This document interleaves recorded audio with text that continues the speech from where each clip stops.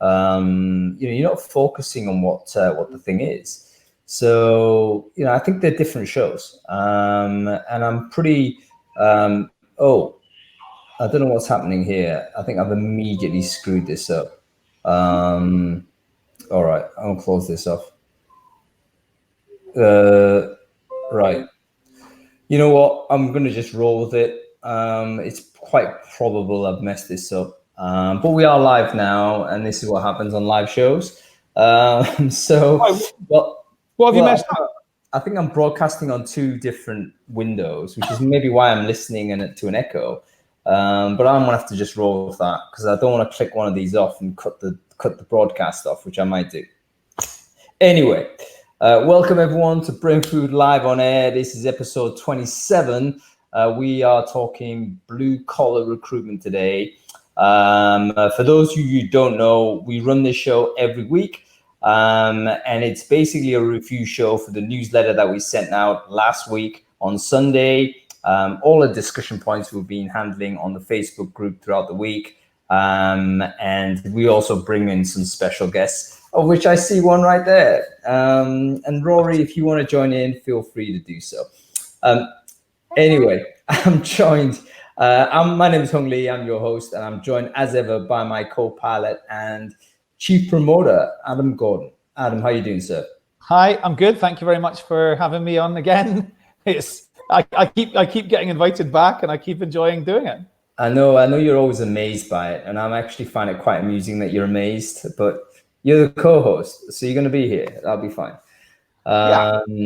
Anyway, I can see you've got backup as well. So, if you need to take a break and Rory needs to step up, then I'm happy with that. He basically looks just like me, but without a beard. So I could put him on there and I'll just give him a crib sheet of, here's the questions to ask. And don't worry, Hung will give all the intelligent commentary. So it doesn't matter. You just ask him the questions. That's probably where the show will break down at that point, I think, after Rory concludes his question. Anyway, so how's it going? Life good? You've got some news, haven't you, in terms of what's going on with Candidate ID? Well, I mean, we closed our investment round, and so that was 4 weeks. We raised £500,000 in 4 weeks, which worked quite nicely. And the most important thing is we have 600 new shareholders, 615 new shareholders, of which over half of them are actually in HR and talent acquisition. Fantastic. So that's great news. And so, how does that make an impact, do you think, when you've got like people who are, in the industry as part of your investor group? Well, I mean, of course, they tell their friends. It all works nicely. It's exactly why we did it. And I'll tell you why we did it, because about 10 people in the last 2 years had said to us, if I could invest like £1,000 or £5,000 or something like that in Candidate ID, let me know if there's an opportunity that comes up. And so I think it was the 10th person that said it to us about 8 weeks ago. We just went, hold on, we need to just actually turn this into something and like actually activate something and make it an active strategy here. And that's really smart. In a strange way, that's kind of how sponsors happen in Recruitment Brainfood.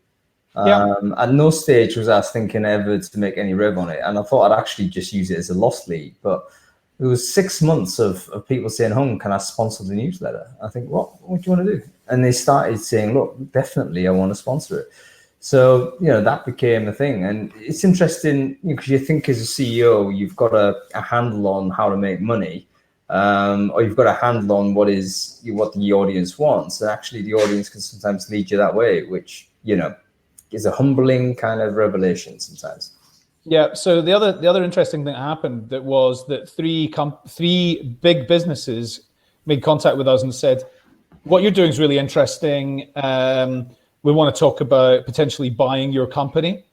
And, of course, that's not why we've done it. We're not in the market to sell our business, but it was just really interesting the way that lots of different, and we've had new demo requests have gone up, new customers have gone up. We've had a record month in August. We're going to have a record month in September. And absolutely, this crowdfunding has been a big part of it. I'd really be interested to talk to the people from Adzuna because they did a crowdfunding around 3 years ago. And so it'd be interesting to find out what impact that made to their business, because they raised about £1.5 million, I think, on Crowdcube, which is you know what, that's actually worth doing, because there's another friend of mine who's also recently run a crowdfund, and I think there's a lot of recruitment tech that's doing this. So it might be interesting is to get a Brainfood live on that and see whether it's we can learn anything. Well, I've just written a piece for Recruiter magazine, and here's 12 things that you need to do if you are running a crowdfunding. Amazing. Yeah, that's exactly the sort of thing that I think a lot of recruitment tech folks would be interested in seeing. So yeah, let's see that. All right, well, that's good news. What about Recruiting Brainfood? Did you read it last week or what? Yeah, I did read it. And if you remember, I posted on LinkedIn, you've got to all listen. Hung Lee is Calvin Harris of recruitment content. You've got to all sign up if you want to be more popular and useful. And the most engagement I'm getting on LinkedIn every week now is every time I'm telling people to sign up for Brainfood. That's amazing. There you go. But I saw that post, and it's actually really interesting to see how that went a little bit virally. An image, a little bit of fun type of thing, a few good links, and off it went. So yeah. We might be doing a Brainfood live on this next week or the week following, where Mitch Sullivan's going to come in and teach us a few things on that. Wow. Because he's a hero at this. Funny you say that, because I noticed his newsletter, Recruiting Red Meat, out this morning. Yes. I was going to say to you, I'm tempted to start telling everybody all about it, become his chief promoter. And you're locked into read the small print of the contract, Adam. Your exclusive deal on us here. Yeah. Anyway, okay. So content-wise, what was interesting in Recruiting Brainfood? Yeah. So as you know, I'm into candidate nurture content. So Mate's candidate newsletter 101 was by far my favorite article this week. It's full of great tips. I've got to be honest, I don't know. I think Mate and I've met once at an event in Prague, but I wasn't expecting, when I see recruitment newsletter or candidate newsletter, I'm not really expecting anything particularly great. But it was full of great tips. I definitely encourage anybody to go and take a look at that. Newsletters work. They absolutely work. Email nurture works. You know what? That's absolutely right. And I have to say to everyone watching this or listening to this show, Mate's post there was the most well-read of last week's issue, and rightly so. This guy is actually one of the very few practitioners. He's an operating recruiter that does excellent content and excellent in terms of public speaking as well. Not one of these blogger influencer types. He's actually doing the job, and he's an innovator. The newsletter is only one of a couple of things that he's done that I thought, wow, that's really, really cool. And for the folks who don't know, he's basically used the Recruiting Brainfood style. Not that he's stalling it, but he's kind of related development or whatever. And all he's done is basically create a community of people that follow the newsletter and just give them value. And occasionally he'll be able to reach out to them and distribute jobs or do some outreach to them.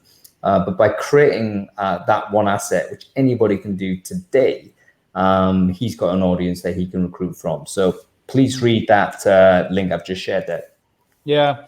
So the one thing that I was hoping for a little bit more of was around actually types of content that you should be using. Okay. So it was only covered briefly. A lot more of it was about the operations of how to do it.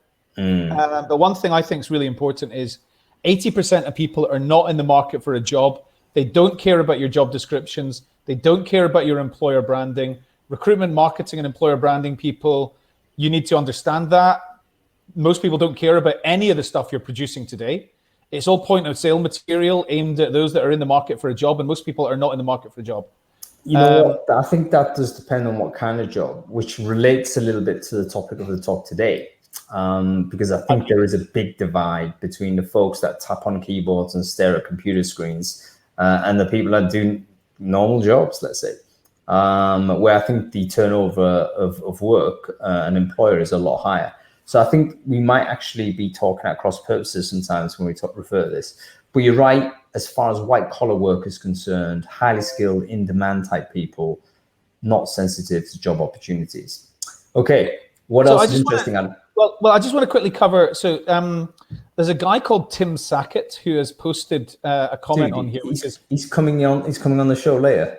No, well, hold on. Is he though? Because he's written, yeah, fuck those blogger influencer types. But I don't know whether that's the Tim Sackett that is a daily email influencer and stage, like talks on stage and stuff, or is this a Tim Sackett lookalike spelt with a 1 T instead of 2 T's, who's actually trying to troll us here? Is that I fake don't know news? Whether is that the real Tim Sackett, or I is have that no idea. That could be fake news. You know what? If we start getting trolls onto the Crowdcast chat stream, we're heading places. That's a good thing. Just on Tim's point, I'm not in any way saying I wasn't expecting good content because it was recruitment related.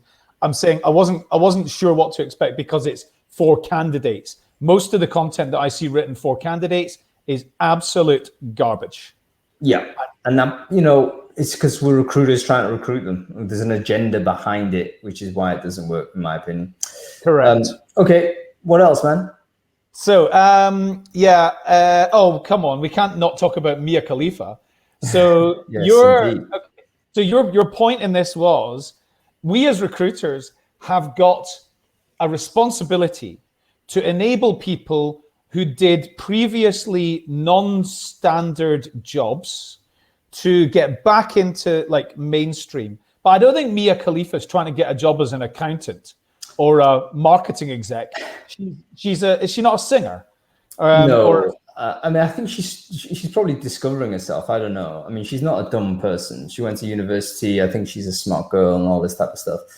But, you know, it was an article I read and I thought, you know what, that's actually a really important point, because you know that going to places like Hiring Success and stuff like that, there's a lot of like offenders in there, people who've gone through sort of the justice system and they're trying to come back into the world of work. And often the first person that stops them is the recruiter. And Mia Khalifa there is basically, for people who don't know, if you've been hiding under a rock over the last 6 years or so, she was a super famous porn star. But I didn't realize she only did it for 3 months. 3 months, that's 90 days. I didn't think she was famous as a porn star. I thought she was famous as whatever she does now. Well, no. I mean, there was plenty of people who are into porn would know who Mia Khalifa is. Dude, just search it on the internet. I mean, obviously with a not safe for work sort of checked off. But the bottom line is 90 days. You know, so she did make a strategic decision. She was 21 years old, got scouted on a beach, thought, yeah, sure, I'll make some money. And then over that period of time, basically changed her life. And her argument is, you know what, I probably wouldn't make that decision again. And it's really tough to come back to normality. And recruiters have a responsibility, my view. We should be definitely more welcoming to people who haven't broken the law. Let's face it, there's no crime committed. All she's done is operate in a non-standard work, and no reason why she couldn't go and do something else that's totally standard. So anyway, you should check it out.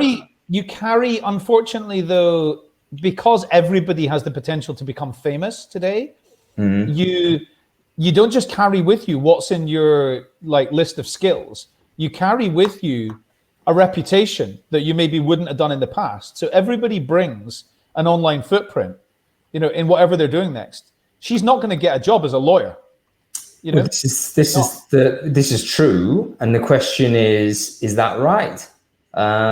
Because, you know, we're in a situation where we are probably bridging this period before and after digital reality, is sort of where the digital footprint becomes permanent. Do you have a right for it to be forgotten? You know, a lot of European countries, there's laws that actually say you do have a right. Yep. So anyway, I think this is something that recruiters have to take some leadership on. And my view is, why be unkind? People can make decisions at the age of 20. What kind of decisions was I making? And should that be a life-defining thing? I don't think so. Anyway, what else is interesting? So who's responsible for hiring? Is it hiring managers or is it recruiters? I enjoyed reading this. It's 100% hiring managers, no question about it. Talent acquisition teams, recruitment agencies are not responsible for who ends up in your team as a hire. It's absolutely up to you as the hiring manager. No questions about it. Yeah, and probably that's not accurately defined, really. But you know what? The real reason why I shared Jan's post wasn't because of the content, which his content is always really good, but actually because of the technique he put into the post, which was basically a text-to-voice thing. I don't know whether you saw that. But what he did was basically write the blog post, implemented a small bit of tech, just a widget that could read the tech, but then allowed it to be played as audio. And I just wonder whether that might become a default way of sending written content. You know, give people the option to listen to it if they don't have time to read particularly a long post. Well, funny you say that, because I was listening to Chad and Cheese's firing squad last night with a British company called Spodge, which is jobs backwards. Okay. SBOJ. So I was listening to it, but at the same time I was scrolling down to read how accurately the transcription had come across, because it's an automatic thing.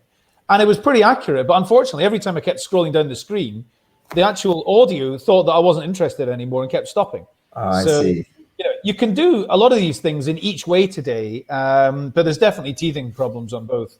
And I've got no doubt it's perfect. I think one of the first cool tools that we at Brainfood really liked was Otter AI, which basically is a voice-to-text transcription service, great for interviews.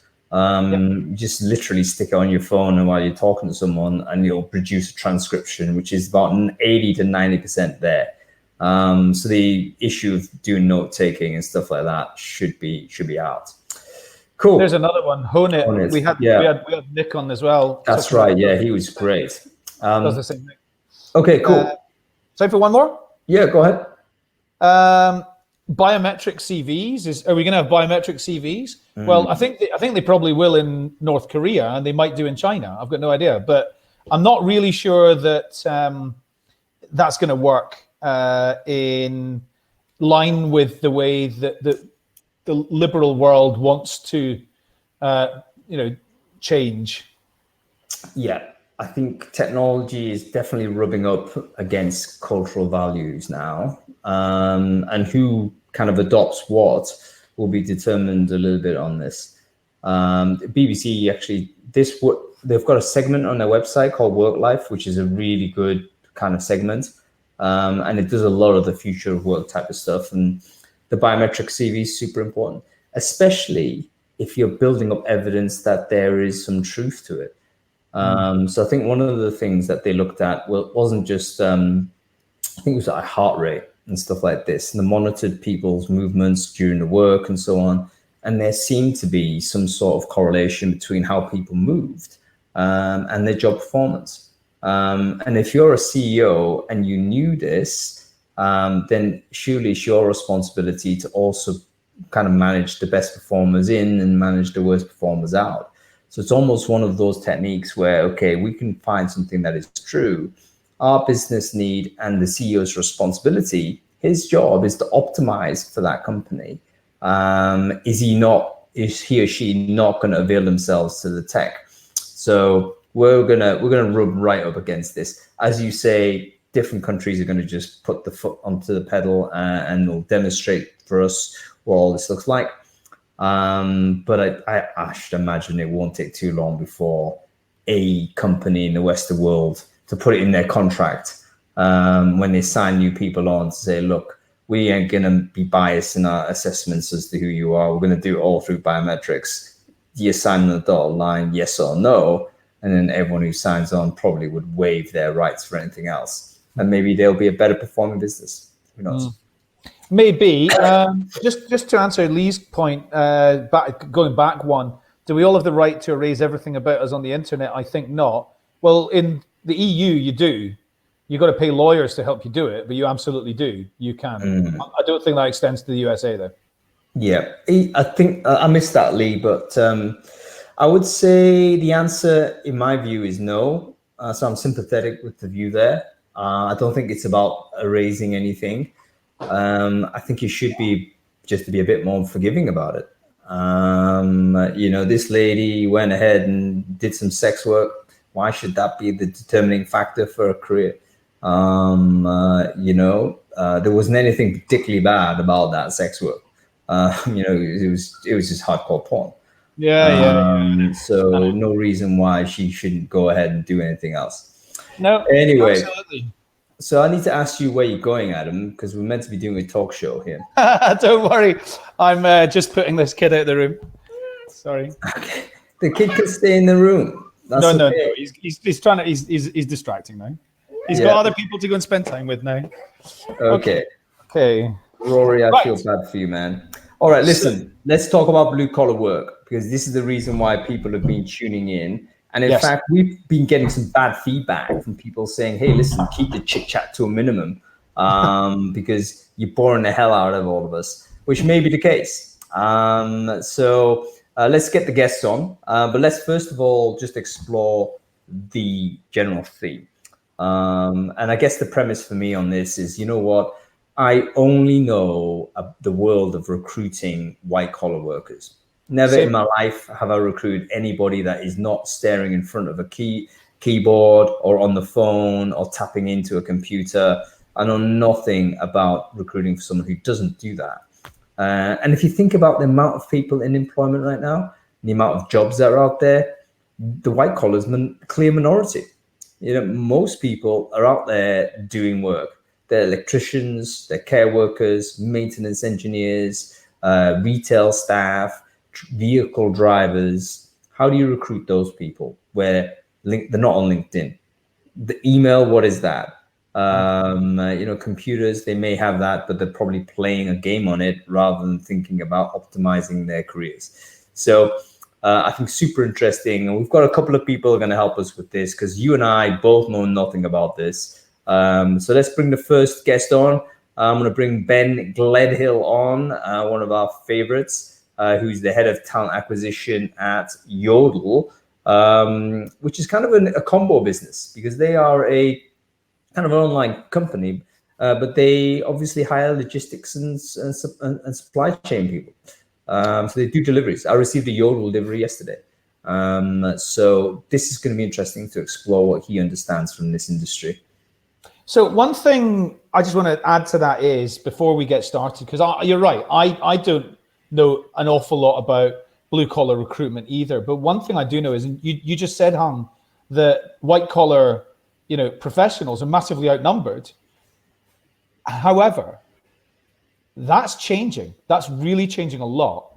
The percentage of blue collar workers in the UK 20 years ago was a much, much higher proportion of the workforce than it is today, because we've become less of a manufacturing in economy and much more of a knowledge economy. So the number of people working in offices is a much higher proportion of the workforce than it was. I'm not dismissing that blue collar is not important. Of course it is. Is it still a majority? No doubt it's still the majority. However, I think it's worth pointing that out. And not only this, but probably that decline of opportunity for the blue collar work has a significant impact in society, and we're seeing that in politics, in my view.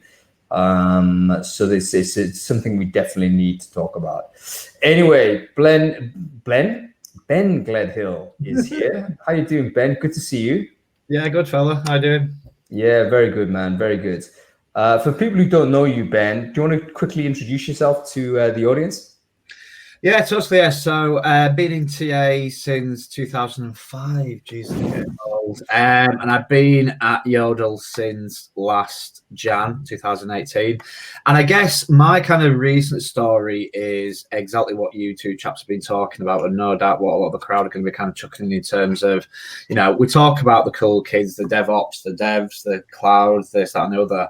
But as Ad says, there's a whole population workforce that are pickers, packers, drivers, delivery people, all the rest of it. And my kind of main mantra has been, let's make sure that things like branding, candidate experience, onboarding, pipelining, no doubt Adam's ears twitched a bit there, all these kind of cool things that we talk about in hiring, we're applying to everybody, not just a select few, if that makes sense.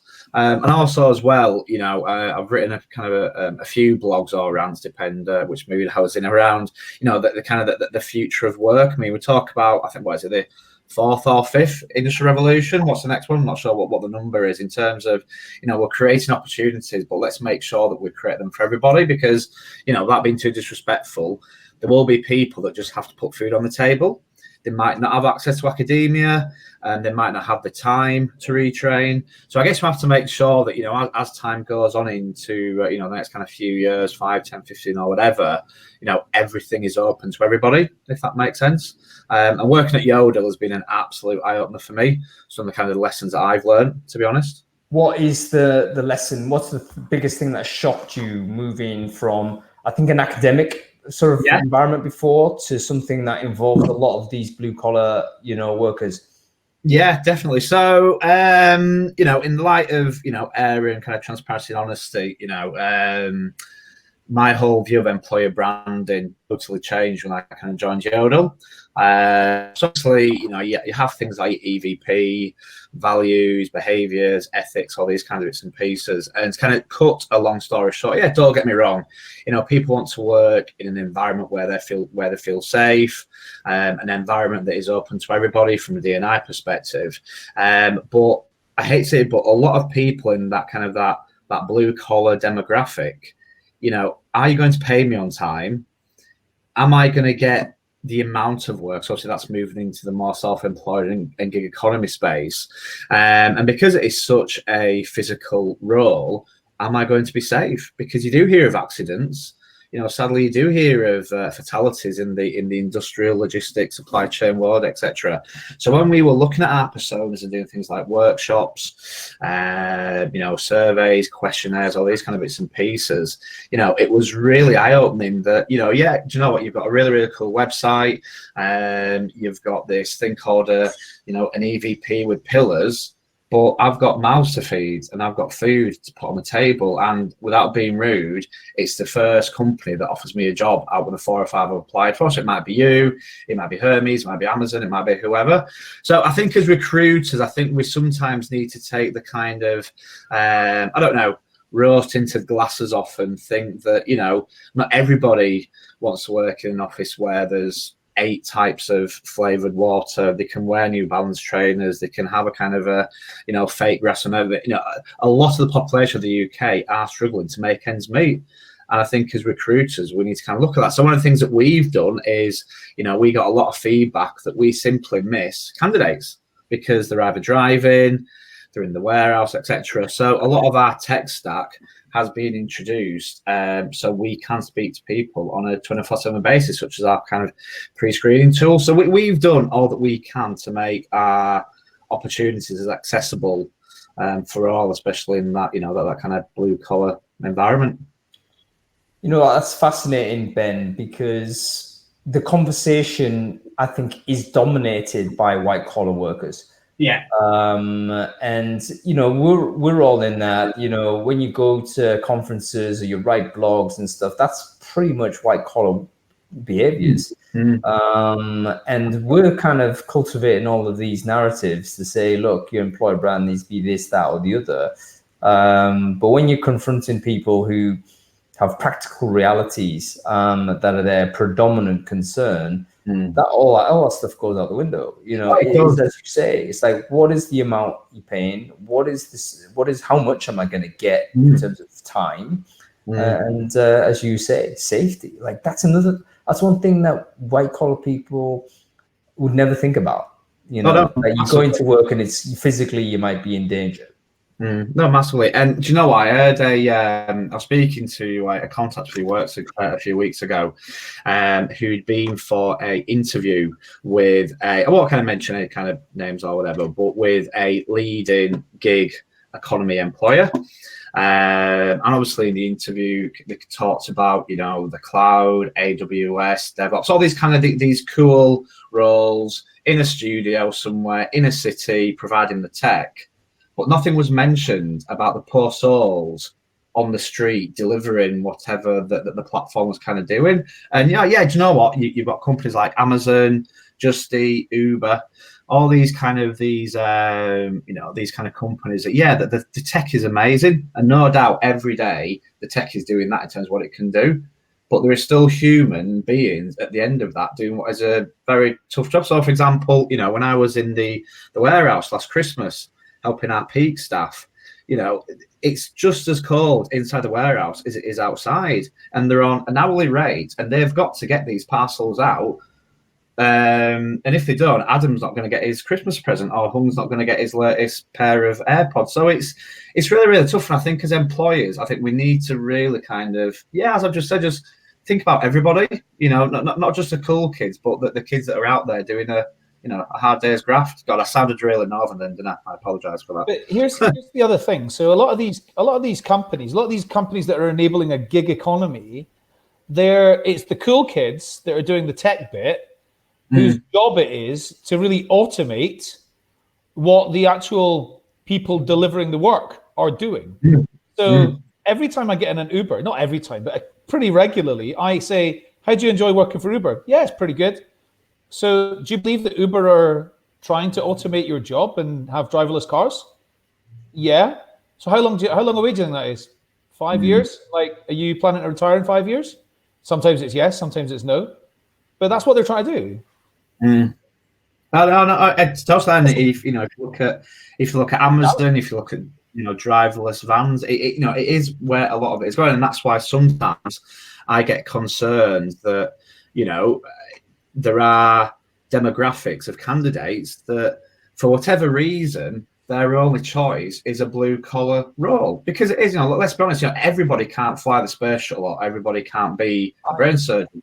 So how do we look after those pools of people and still make sure that there are opportunities open to them in the same way that we do as white collar, whether it's tech, legal, fintech, or whatever? How many drivers do you employ? So we probably got around about 3,000 employed, and about 5.5 what we call self-employed or gig, but I hate the word gig. So, when we speak to a lot of our couriers, so that's why we've developed a CVP, a contract value proposition. And a lot of it is around, you'll get access to the best tech, which means that you can deliver your parcels quicker, which means that you earn more money, and we'll always do our best to be accurate with our forecasting. So, for example, we might have Sarah, if we're telling Sarah she's getting 50 parcels to deliver, she might budget her life on 50 parcels times this price, and this is what I'm getting. But if we give her 20, well, does that mean that she can't take her family to the cinema? Or that's something that I think, from my experience in the economy, and it's something that I've spoken about a lot, is, when we're looking at things like employer branding, EVPs, we need to make it accessible and realistic for blue collar. And some people might think that, but surely an employer brand has to be cool. No, it doesn't. It has to be realistic, and it has to be transparent. And, and if that is as simple as we pay you on time, we protect you, and we create an environment where if you want to come and do the role that you're doing, crack on. But if you want to grow, develop, become a wider part, it's there as well. And that's why, I think me and you might have had this conversation over a few beers or wines, but that's sometimes why I struggle with employer branding, because not everybody will listen to it. They just won't, and we're doing a lot now around re-engaging with past candidates, sharing with them kind of news stories. Obviously, this is something that Candidate ID's been doing for years, but for me, .NET developer, project manager, delivery driver, all the same to me in terms of importance. So that's the kind of mantra that I push with my team. Yeah, but I'm not sure that they're of the same importance to certain other companies, though. No, I thought just to jump in. I mean, it's just laudable to say that they're all the same in terms of values. Amazon? But yeah, if you're Amazon, Jeff Bezos, you're sitting there and you're looking at all of the people you employ. There's going to be some people that he's like doubled down on, and that's unlikely to be the person in the warehouse stacking the boxes. There's not many of them left, is there? No, to be fair to Bezos, he does employ a huge amount of people, and I think he does. Even though that's not non-stated, so I'm speculating here, but he seems to employ more people perhaps than he needs to, but he's at the same time automating away. I mean, Amazon are one of the pioneers of automation, and there's no question that the overall kind of a contribution to Amazon in terms of retail supply chain is a massive reduction of jobs. That's not all on Amazon, that's on us as consumers. We love that experience. Everyone who's listening to this podcast or Crowdcast right now has ordered something from Amazon in the last month. We power this machine. So he's just provided a service to us that we love, but there's consequences to that. And we as a society need to figure out what to do with those consequences. No, totally. But the one thing that I forgot to mention is when we did develop our EVP and branding strategy for support functions, which is head office, because we just like to complicate things, the one thing that we've been very clear in is making everybody understand that whatever your role is in head office, so it might be credit control, IT, DevOps, you're this part that clicks into this, that ultimately delivers parcels for our customers, which I think is really, really important. But, I mean, it's tough because we've kind of, we're all sitting here having this debate, and really, I'm not saying that we've caused a problem of a lot of this stuff, but I mean, I remember, does anybody remember Britannia CDs? You could order 4 CDs for, I think it was 44 quid or something like that. When I got a letter or an email or whatever it was saying I'd have these CDs in 4 weeks, I was like, wow, I'll have this Morissette. Now, if we don't get something in 24 hours, we're melting down. So it's a tough one because we've kind of created this problem, and now I think we have to kind of deal with it operationally and morally, if that makes sense. That's where my kind of thinking is, anyway. No, we have an urgent need. I mean, I think everyone needs to take responsibility for it. I don't think that it's right to just switch the tech off. I mean, I don't think that's even possible to do. We were in a system where if you're the boss of Yodel, your job is actually to make sure that your business is as financially as successful as possible. And if that means you need to bring in more tech, you have to do that. And in fact, if you didn't do that, you would be fired as a CEO. Your job is to do this. Yeah. So stopping progress out of some sort of morality, reasons is the wrong thing to do. Is definitely the wrong thing to do. However, this is not just a one-way street. Hung, I was talking to you earlier about an absolutely amazing company that I've just started working with called Enjoy. Enjoy actually you order your phone. You order your new iPhone, somebody comes out representing Apple, but they work for a company called Enjoy, and they take 20 minutes with you to take your phone out, show you how to set it up, show you how to optimize it, show you what apps you need, and then they wish you luck, and that's them off. They're employing 2,000 new people in the next 15, 16 months in the UK to actually go out and do that. And their job title is expert. That's their job title, expert. So it's not. What are you saying? What are you saying is that technology might create new opportunities? That's the thing you're talking about, isn't it? Well, no, it's not just technology might create new opportunities. It's the fact that we're getting so used to doing things without humans. If somebody will actually come to our house and provide a concierge service, that's something that people want. Would you pay an extra, if you're buying an iPhone, would you pay an extra 50 quid for somebody to come and set it all up for you, show you how to use it, take 20, 30 minutes to do it with you? A lot of people are doing it. It's what's happening in the USA. It's moving into the UK today. So there are new service standards that people are requesting as a result of the lack of human contact. You know what? Concierge is definitely one way out of tech unemployment. I totally agree. We're going to want like that premium service at non-premium prices. And there's also a subset of that, which I call the artisanal economy, where, you know, we want to see handmade stuff. And maybe this is a bit middle class, but ultimately, you know, you would feel better paying a little bit more for a handmade coffee, let's say, than something just out of a machine from McDonald's. And that is maybe a little bit of a path out for a small segment of the population also. I don't think it's small. I don't think it's niche. I think it's going to get much bigger. There's more and more people getting their meals delivered every single day. Yeah, I hope so. I do hope so. I mean, there's actually a delivery company, I think, in New York, which all of the meals are actually cooked by grandmas who sign up to this thing, and they each take turns to do a meal a day. So you get 365 grandmas servicing you this meal, and you obviously get the home cooked experience, etc.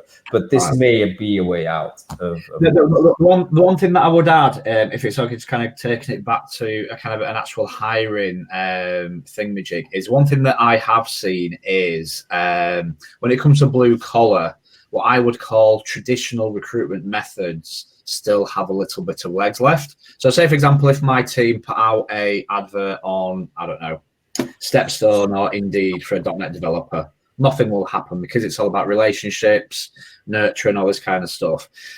We have seen good success from the likes of, you know, and Adam there smiling, isn't he? You know, we have seen success from what I would call the bog standards, you know, Indeed, PPC, Google AdWords, Social Mail, that kind of thing. But what kind of jobs, Ben? Pardon? What kind of jobs have you had success with traditional platforms? Yeah, so you things like your delivery drivers for both employed and self-employed, what we call under the roof. So they're the kids that make sure that the parcels come off the boohoo.com or H&M wagon and then get sent to the various kind of centres. But for me, it's all been about comms. So yet again, when we were doing a lot of our persona mapping with our candidates, it was around, I can't take a call. I can't take, you know, because obviously I might be working. So we've had huge success with text messaging, which I will still say is the most underused tool in hiring. If there is anybody out there that is doing blue collar and you're struggling getting called back or contacts, go down the text route. It costs peanuts. What are you using to do the tech? So we use so we've just got a bog standard ATS. We use Talent Link. No offense, our blue mess before I get the footers on the phone. We use Meet and Engage for all our engagement. So whether that's chatbots, onboarding, etc. And we use Media Burst, which is just a standard SMS API that can pretty much go into anything. And we can either automate text or the recruiters themselves can kind of create something that is straightforward. But for the big success for us in blue collar has been automated screening, where they can screen themselves when they want, and self-booking for interviews as well. Self-scheduling, brilliant. Yeah, because it's just an easy. You know? Yeah, the reason why, and Ben, I don't want to kind of keep you too much longer on the screen because I can see the sun streaming in. You know what, if I can be honest, it's either this or watching the cricket. I know what I'd rather be doing. Well, this is it. So I know you're keen on this, but I want to just emphasize that Yodel have done some really interesting things with the implementation of technology for the recruitment of the blue collar. And it's different stuff. As you say, automated messaging out via text, self-scheduling in, rather than recruiters booking stuff around. If there's a link that you can share to people on this, Ben, please do so on the chat stream. What I will do is, how can I can't even spell opportunities, Jesus Christ. So that's a link to our careers website. As long as you call yourself Daffy Duck or Mickey Mouse, not to ruin my MI, I'd love people to apply for a role. So as soon as you land on that careers website, you'll be met with one of our chatbots that helps you find the role. Apply for a role, put your postcode in, all these kind of different bits and pieces, and then actually be pre-screened for a role. And I'd love to hear feedback. Amazing. You know, doors always open. And as well, as I said, the onboarding piece, will be a big one for me. So we've worked with Meet and Engage to, because for me, there's two bits of hiring that we just forget about: assessment and onboarding. You know, we get really, really excited when it comes to onboarding. Nothing really, really happens. So we built a onboarding platform that does things like shares content, counts down to a start date. But to do that kind of that real kind of concierge onboarding process for all our blue collar workers, so yeah, pickers, packers, drivers, etc. Every week or every few days or whatever the kind of metric is, we're going to send new starters a text message that will link to a chatbot where they'll be able to simply give us a quick temp check of how they're feeling. Because as I think you said at the beginning of the show before I was brought on, you know, you do get high turnover because, say, if Amazon are offering 50 pence more an hour than us, we might see people leave. But we really want to make sure that everybody who starts in those first 3 months have everything that they need. And for gig economy workers, you know, they're maybe 50 miles away from their nearest depot or location. So they may actually be out in the sticks a little bit. Because, for example, if we've got Hung at, say, week 10, if he's disengaged, we've lost him. He's gone. He's already on Indeed updating his CV. If we can get him at week 2 or 3, look at the problem, kill that problem at the source, we might have a chance of actually turning him round.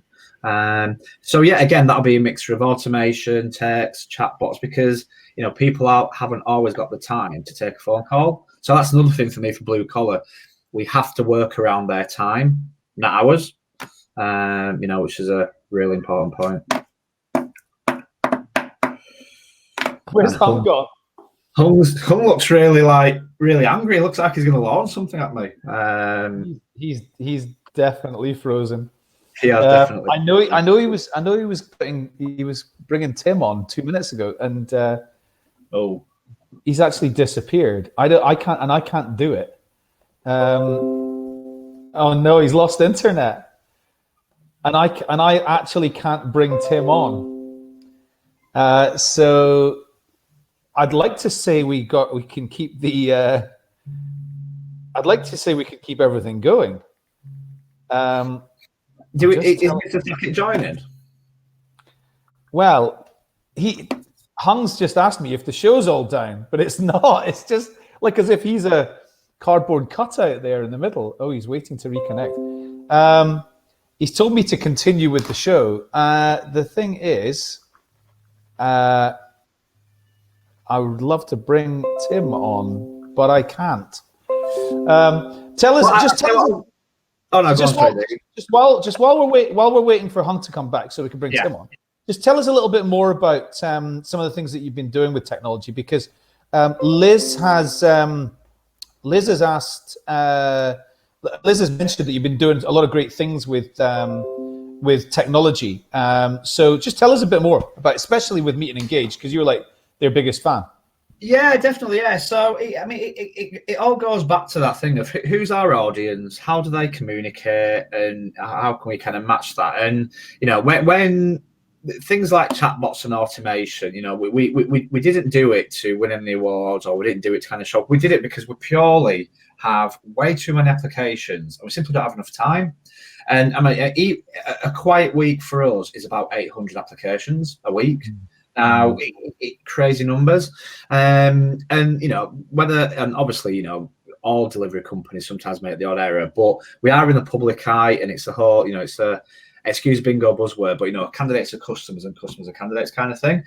And you know, our overall tech strategy for Yodel is quite cool. You know, you've got apps, you've got this, you've got that. So we needed our hiring strategy and our process to match that. But the one thing that we've really done at Yodel that's been a bit of a godsend and a change of heart is, so my new thing is design thinking.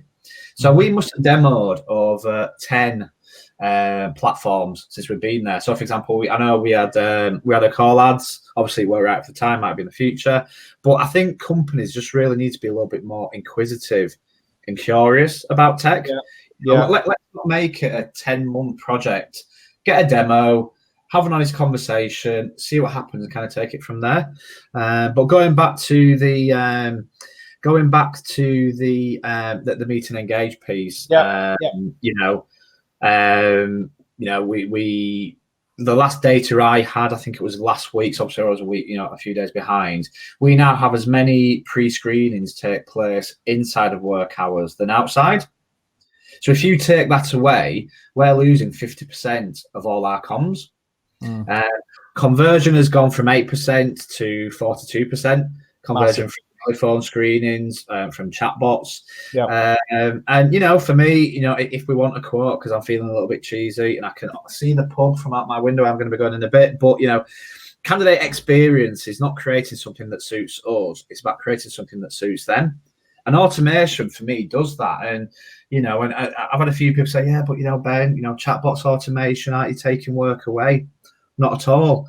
My team now are freed up to have better relationships with hiring managers, really add value, influencing, coaching, all that kind of thing. And going back to what Hung said, this concierge service, adding, is the funnel dead? Maybe, maybe not. But for me, it's all about adding value at the end of the process when you've got that candidate buy-in, because that's very realistic. A blue collar, stereotype candidate might have, there he is, Mr. Sackett, might have 3 or 4 things on the go.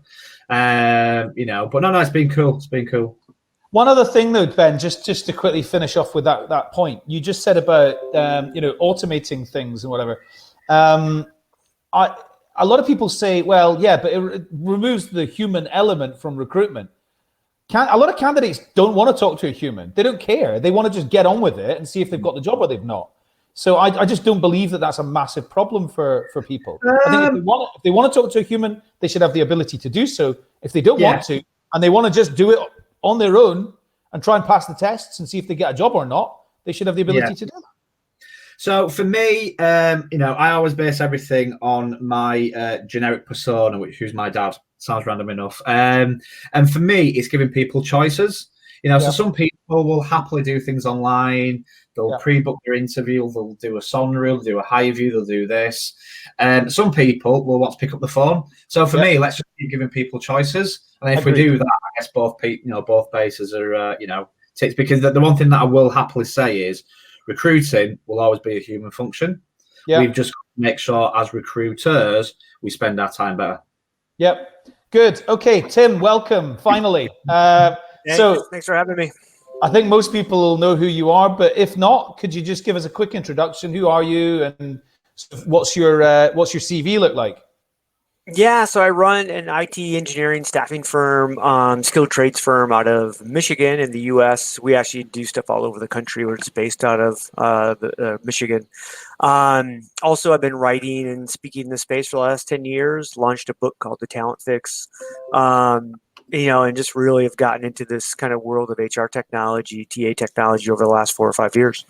Yep. Okay. You also are the only person I know that sends a daily email. What's Tim Sackett talking about today? And it's great. It's 2 or 3 different items in the 2 or 3 different items in the email every day. How do you get to send an email every day? How do you keep that up? Well, I mean, Adam, it's all, CRM nurturing. You should know all this, right? No. I started probably 8 years ago writing. Well, I post every day. I don't write every day. I found out early on I kind of have a skill set that I can produce content really quickly. So I might sit down any given day, hour, night, weekend, whatever, and kick out 2 or 3 posts. If you do that a couple of days a week, that pretty much fills the content calendar for the week and the next week. And, then you just kind of schedule it all out and the machine kind of runs itself at that point. So I have probably 4,000 or 5,000 posts that I've written over those years. And the crazy part is, and I mean, again, this is a great content kind of thing, is I can grab a post I wrote 5 years ago, put it on the blog for next Monday, and it will always get more traffic the next time I run it. A year from now, I can run it again. It will get more traffic the third time I run it. And no one has ever come back and said, wait a minute, I think I read that 2 years ago and you posted that. So there's a piece of that where so often, and a great example is I launched my book in April of 2018. I was speaking at an event yesterday and I totally forgot. It was like 100 and some people and I had to sign all these books right before I went. And so I just posted a picture on like LinkedIn and said, hey, I have to sign these books. And so I had throughout, it went crazy, like 3,000 people. And people were like, oh my gosh, congratulations. And I'm going to go get the book. And I'm like, the book's a year and a half old. where the hell have you been?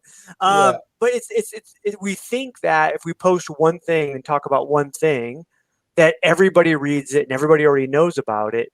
And yet you can repurpose that same piece of content 6, 7, 8 times, and you're still never going to hit 100% of the audience. And most of the audience will never even think about, oh, you've already talked about that. Yeah. It doesn't happen.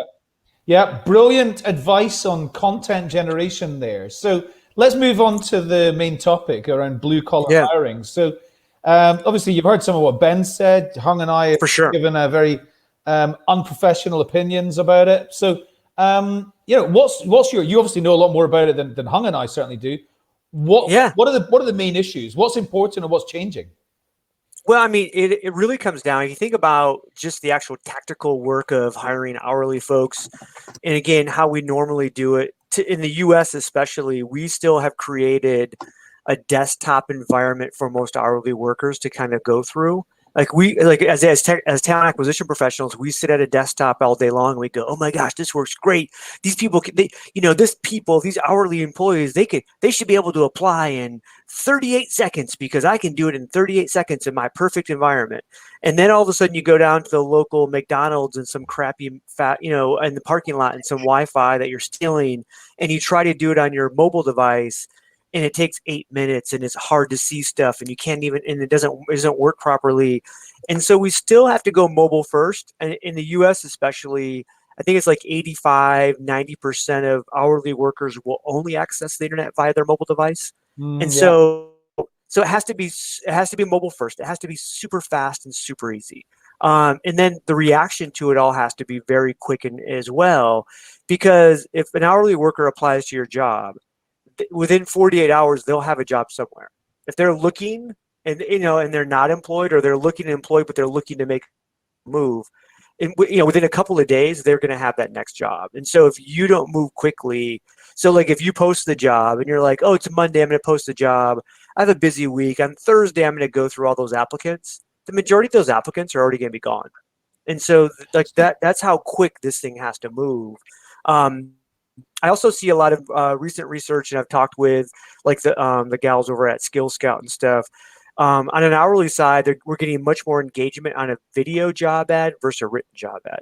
So again, think about how much we take our mobile device and we're watching video constantly.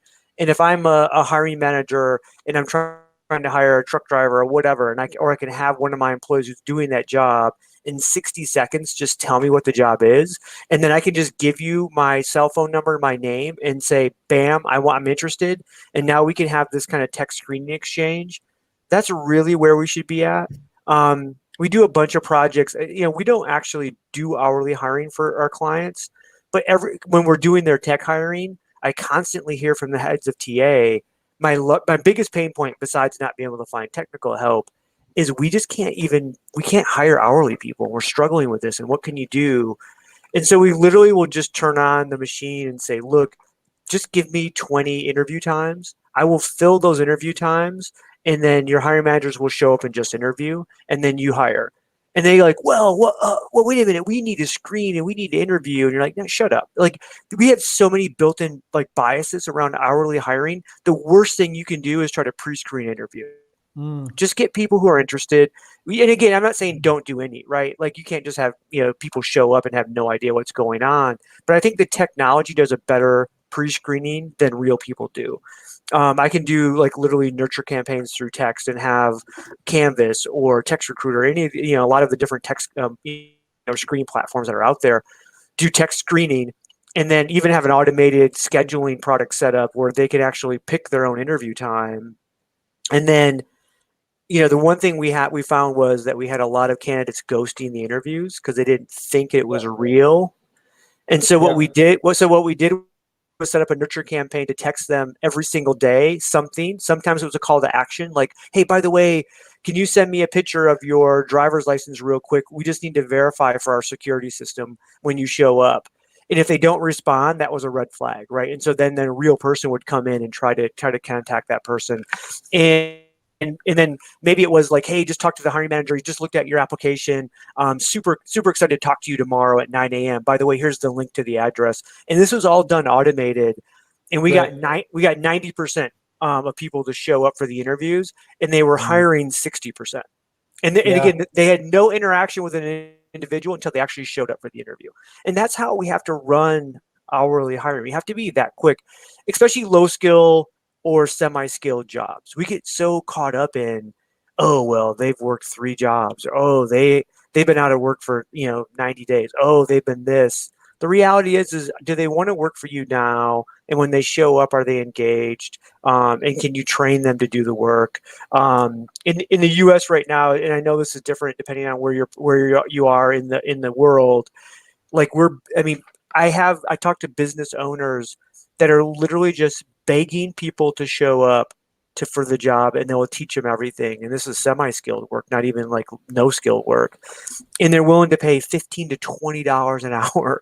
Just give me people who will show up every day, because the unemployment rate is so low. Now, again, it's starting to kind of level off and ease back up, and so that'll change over the next year or so. But it's still never going to be that bad, because we have the demographics of the U.S. especially we have so many older workers leaving, and we don't have enough younger workers coming in. And again, we have obviously awful immigration policies with our current administration, and so we're not allowing other people to come in that want that work either. So we're fraught with hiring issues right now. So Frank has actually asked about something that you kind of covered on there, which is that we've got high turnover prior to employment. What he's talking about is no call and no show, candidate attrition, like during the actual assessment phase. But it sounds like the way that you get somebody a message every day or every 2 days from the point that they apply right through to the point that they start in the job, that just keeps the relationship going. And also, I guess, gives the candidate an opportunity to opt out at any point. I better tell them that I'm not going to be coming anymore. And we're very open about that. So we do it both. Not only for interviews, we did it after hire. And let's say, hey, we hired them. They have to do a drug screen, background check, or whatever. It's going to take another 5 days. We did the same thing in terms of the nurture campaign of actually reaching out with them via text message. And it's still, we're getting about 90% of those people to show, because it is a huge problem in the U.S. with a no call, no show. Like, we offer you a job and the person just doesn't show. And we also then, the hard, like you said, the opt-out thing is the one that you get to red flags faster. So now right away, hey, this person's not interacting with us. That's a problem. And then we're just going to totally take them off the schedule in terms of they're not going to show. And we're going to find someone who is interacting. And so it allows us not to look like idiots in front of the hiring manager. Because the last thing the hiring manager wants to do is to go, hey, Tim, you told me you're going to have 5 people show up on Monday and only 1 person showed up. What the hell? You guys are awful at your job. And it's not necessarily we're awful at our job. It's just the dynamic of the workforce right now.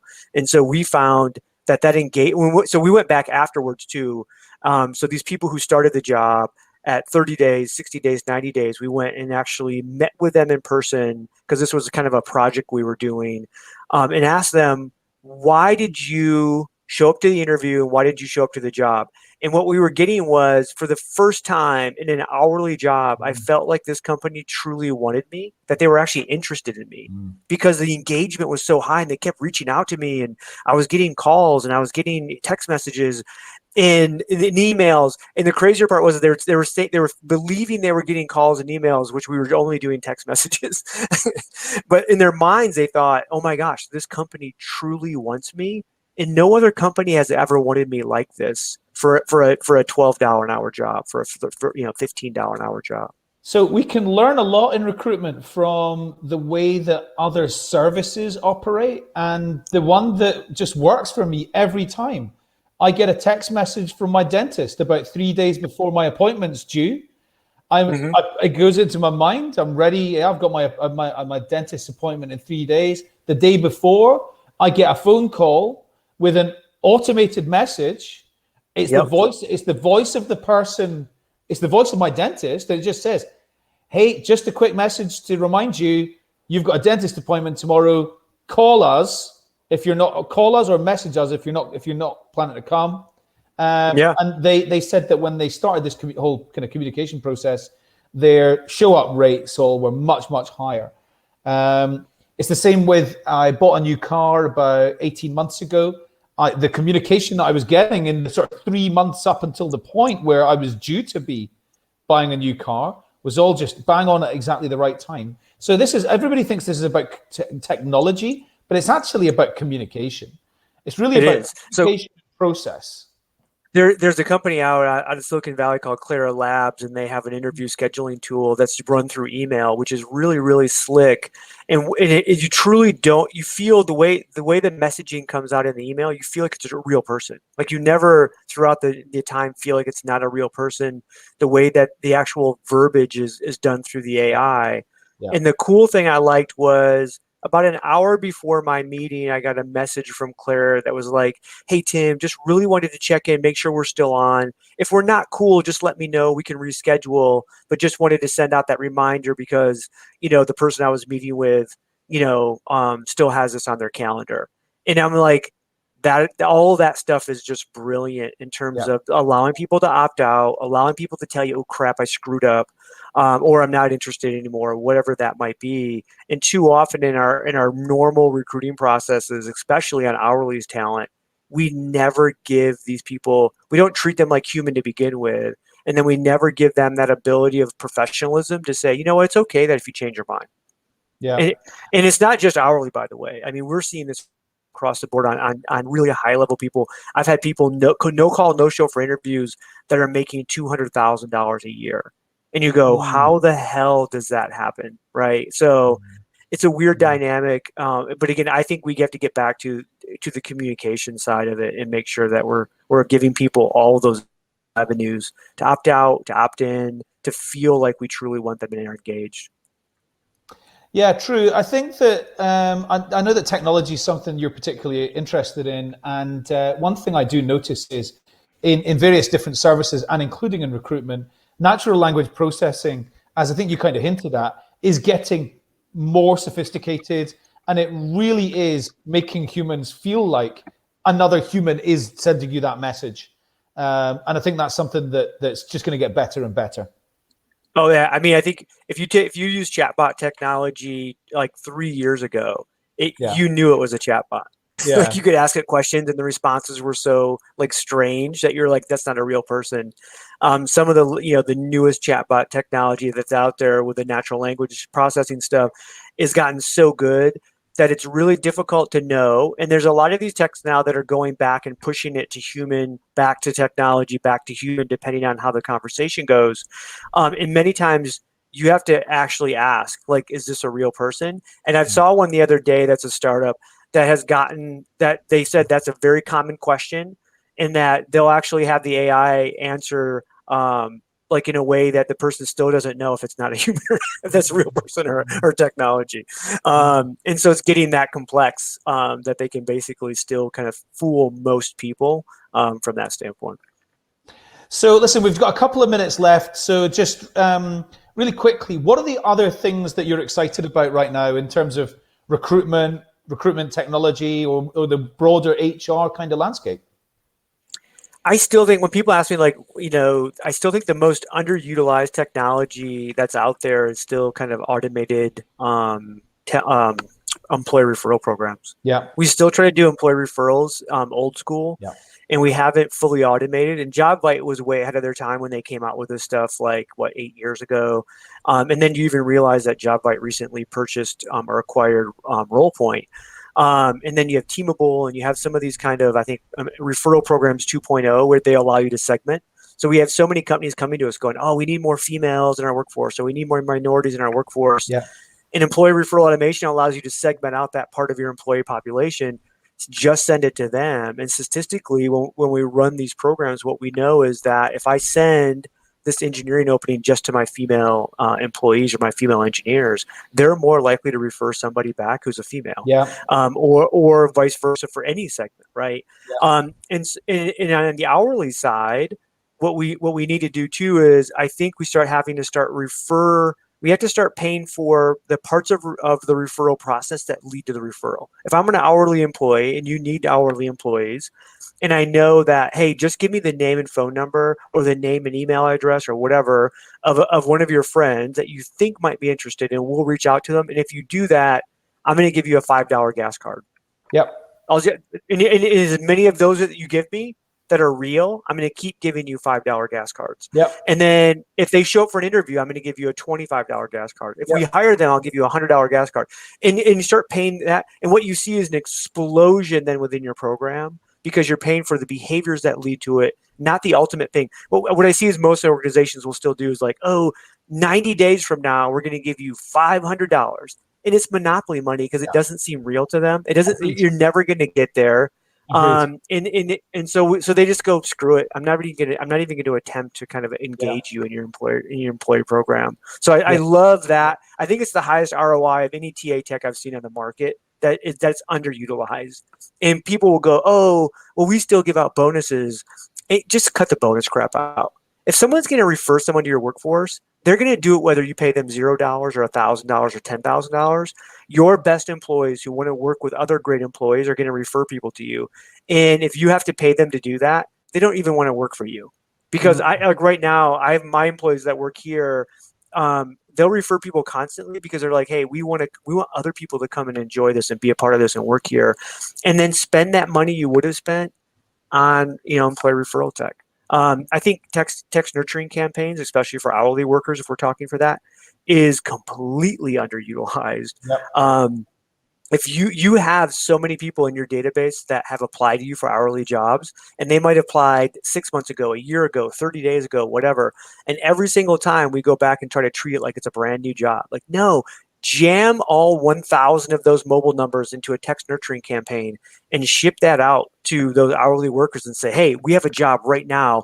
Click here if you're interested, or text me back, hey, hire me, or whatever, right? There's a million ways to do this to make it really simple, and you will literally fill those jobs in a heartbeat. And that yet we overcomplicate and try to start over every single time like it's a brand new kind of thing. It's not. Mm-hmm. Great, brilliant. Okay, everybody, so listen to that. 2 things you need to focus on: employee referral technology and text message technology. They're the 2 things that you need to look at right now to up your game. So I want to just round off the show by saying this has been a really, really weird show for a couple of reasons. 1, my kid distracted me badly. 2, where on earth did Hung go? It's his show.